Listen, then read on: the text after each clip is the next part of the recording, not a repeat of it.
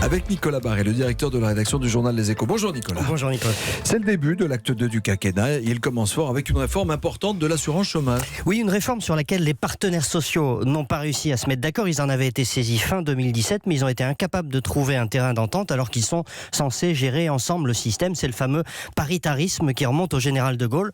Mais enfin, le paritarisme a ses limites. Et donc, disons-le, il faut un certain courage à l'État pour reprendre la main et prendre le risque de se mettre tout le monde à dos en écrivant lui-même la réforme. D'ailleurs, la meilleure preuve que c'est une vraie réforme, c'est que tout le monde râle.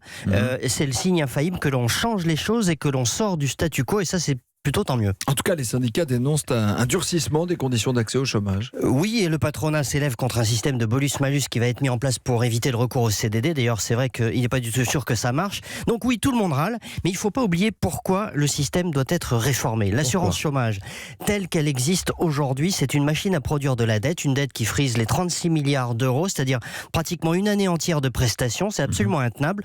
Or, nous avons un des systèmes les plus généreux d'Europe et un des taux de chômage les plus élevés. Alors il faut peut-être se poser des questions.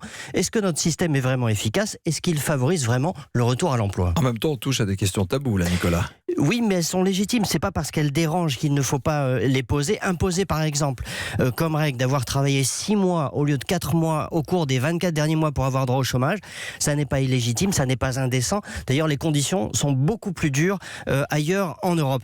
Ne pas réformer, c'est finalement accumuler lâchement de la dette en se disant qu'on paiera plus tard. Et tous ceux qu'on va entendre aujourd'hui pousser des grands cris contre cette réforme, et vous allez les entendre, feraient bien de s'interroger quand même sur leur propre responsabilité dans la dérive du système.